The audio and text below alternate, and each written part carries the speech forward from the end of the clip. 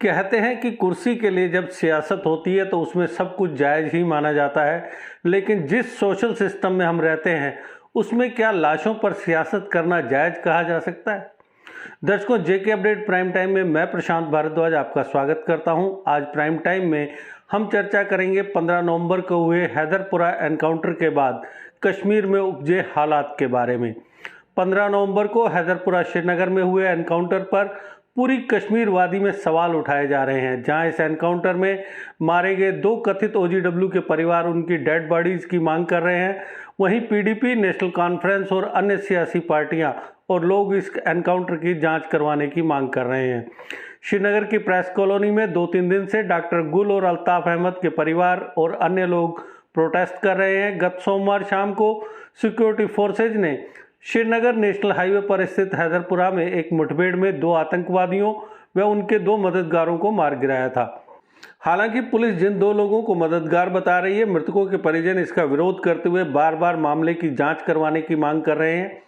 जिस मकान में आतंकवादी छुपे थे उस मकान के मालिक अल्ताफ व किराएदार डॉक्टर मुदस्सर गुल के परिजन मुठभेड़ के बाद से ही प्रेस एनक्लेव श्रीनगर के बाहर धरना कर दे रहे हैं। वे इंसाफ और अपने परिजनों के शव की मांग कर रहे हैं। अल्ताफ के परिजनों का कहना है कि वह सीमेंट व्यापारी थे, न कि आतंकवादी। वहीं डॉक्टर मुदस्सर के परिजन भी इस बात पर अड़े हुए हैं कि उनका बेटा किसी आतंकवादी संगठन से नहीं जुड़ा था, वह डेंटल सर्जन था। जबकि आईजीपी कश्मीर विजय कुमार के मुताबिक हैदरपुरा मुठभेड़ में मारे गए 2 आतंकवादियों में एक पाकिस्तानी जबकि दूसरा बनिहाल का रहने वाला आतंकवादी मोहम्मद आमिर था। मुठभेड़ में मारे गए 2 अन्य मोहम्मद अल्ताफ भट्ट और मुदस्सिर गुल आतंकवादियों के मददगार थे। उन्होंने ही आतंकवादियों को अपने घर में पनाह दी थी। मुदस्सर ने अल्ताफ के ऊपरी माले में 3 कमरे किराए पर लिए हुए थे, जहां वह कॉल सेंटर चलाता था। इस कॉल सेंटर के जरिए ही आतंकवादी दूसरे देशों में बैठे अपने आकाओं से संपर्क किया करते थे। पुलिस ने मुठभेड़ के बाद वहां से हथियार, मोबाइल व लैपटॉप, कंप्यूटर आदि भी बरामद किए हैं। यहीं पाकिस्तान सहित अन्य देशों में इंटरनेट के जरिए कॉन्टैक्ट करने के सबूत भी मिले हैं। हालांकि इन एविडेंस की जांच के लिए डीआईजी के नेतृत्व में एक सिट का गठन भी किया गया है। लेफ्टिनेंट गवर्नर मनोज सिन्हा ने श्रीनगर में अल्ताफ व मुदस्सर के परिजनों के जारी प्रदर्शन व इस पर हो रही सियासत पर विराम लगाने के लिए मामले की मजिस्ट्रेट जांच के आदेश दे दिए हैं। अपने आधिकारिक ट्विटर हैंडल पर इसकी जानकारी देते हुए लेफ्टिनेंट गवर्नर मनोज सिन्हा ने कहा कि हैदरपुरा मुठभेड़ की जांच एडिशनल डिस्ट्रिक्ट मजिस्ट्रेट रैंक के अधिकारी को सौंपी गई है। रिपोर्ट सामने आते ही सरकार उचित कार्रवाई करेगी। सिन्हा ने इस ट्वीट में लोगों को यह यकीन भी दिलाया कि सरकार नागरिकों की रक्षा के लिए प्रतिबद्ध है। किसी निर्दोष की हत्या बर्दाश्त नहीं की जाएगी। सरकार का पूरा प्रयास रहेगा कि किसी के साथ भी नाइंसाफी ना हो।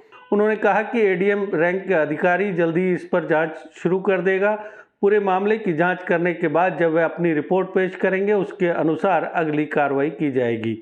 Peoples alliance for Gupkar declaration की आज हुई मीटिंग के बाद मीडिया से बात करते हुए पीएजीडी प्रवक्ता एमवाई तारिगामी ने कहा कि हमें मजिस्ट्रेट जांच नहीं बल्कि न्यायिक जांच चाहिए।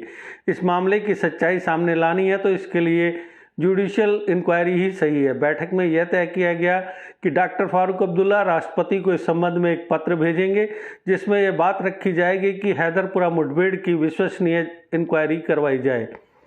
वहीं मीरवाइज उमर फारूक के नेतृत्व वाली हुर्रियत कॉन्फ्रेंस ने भी हैदरपुरा मुठभेड़ में 2 स्थानीय नागरिकों के मारे जाने के विरोध में कल शुक्रवार को बंद का ऐलान किया है। हुर्रियत कॉन्फ्रेंस ने कहा कि हैदरपुरा मुठभेड़ ने घाटी के लोगों को स्तब्ध कर दिया है।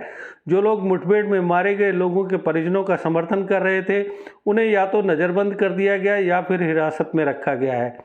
ऐसे में हुर्रियत कॉन्फ्रेंस ने अपनी आवाज़ एडमिनिस्ट्रेशन के कानों तक पहुंचाने के लिए शुक्रवार को घाटी बंद का ऐलान किया है। वहीं दूसरी ओर नेशनल कॉन्फ्रेंस अध्यक्ष डॉक्टर फारूक अब्दुल्ला ने लेफ्टिनेंट गवर्नर मनोज सिन्हा से आग्रह किया कि वह हैदरपुरा मुठभेड़ में मारे गए मकान मालिक अल्ताफ व कॉल सेंटर संचालक मुदासिर के शव उनके परिजनों को दिलाने में मदद करें। इससे कानून व्यवस्था की स्थिति बिगड़ने से बचेगी।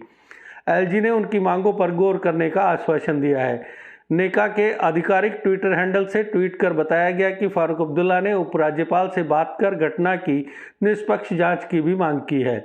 अल्ताफ व मुदासिर के शव परिवारों को सौंपे जाने की मांग के समर्थन में गुपकार म्यूनिसिपल पार्क श्रीनगर में धरने पर बैठने के दौरान नेशनल कॉन्फ्रेंस के उपाध्यक्ष उमर अब्दुल्ला ने कहा कि पुलिस स्वीकार करती है कि वे इमारत के मालिक यानी अल्ताफ और किराएदार गुल को इमारत में ले गए और दरवाज़ा खटखटाने के लिए उनका इस्तेमाल किया।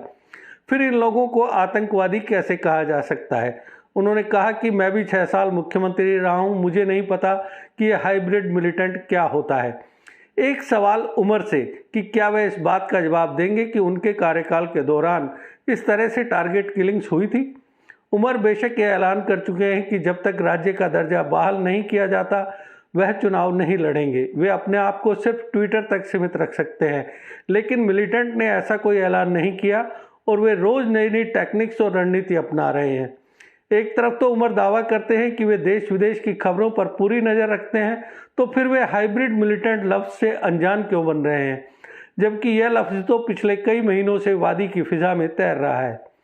अक्टूबर में निर्दोष नागरिकों और गैर कश्मीरियों की आतंकवादियों द्वारा निर्मम हत्याएं होने पर कश्मीर के जो अलगाववादी संगठन पीडीपी, नेशनल कॉन्फ्रेंस, पीएजीडी और पीपल्स कॉन्फ्रेंस जैसी सियासी जमातें चुप्पी साध कर निर्दोषों का बहता हुआ खून देख रही थी, उस वक्त ना इनमें से किसी को ह्यूमन राइट्स का वायलेशन दिखाई दिया था, ना उन्हें कश्मीरियत का ख्याल आया था और ना ही उन्होंने किसी तरह का विरोध जताया था।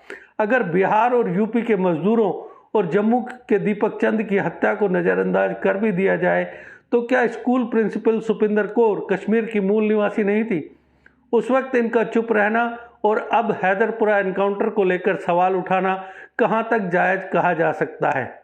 तो दर्शकों, आज के प्राइम टाइम में बस इतना ही। कल फिर किसी नए मुद्दे पर आपसे करेंगे बातचीत। तब तक दीजिए इजाजत। नमस्कार।